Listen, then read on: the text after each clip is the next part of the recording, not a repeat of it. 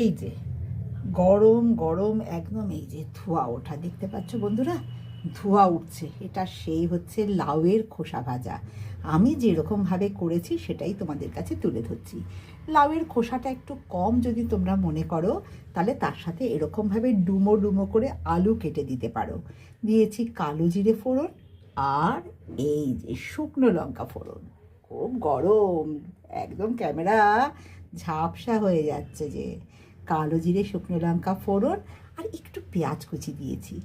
এবার কেটে রাখা ওইগুলো ভাজা ভাজা হয়ে গেলে কেটে রাখা লাউয়ের খোসা আলুটা দিয়ে দিয়েছি।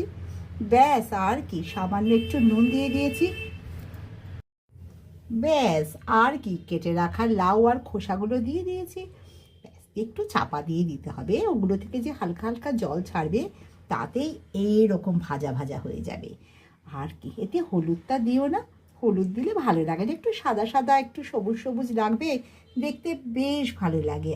আর যেটা করেছি নামানোর আগে, আশা করি তোমরা বুঝতে পারছো, দেখেছ, পোস্ত দিয়ে দিয়েছি ওপর দিয়ে। পোস্ত ছড়িয়ে একটু নাড়াচাড়া করে নামিয়ে নিয়েছি। কাঁচা লঙ্কাও একটু দিও কিন্তু, জানো তো আমার কাঁচা লঙ্কার রঙগুলো অবশ্য একটু কালো, কালো সবুজ মেলানো কাঁচা লঙ্কা বাজার থেকে এনেছিলাম।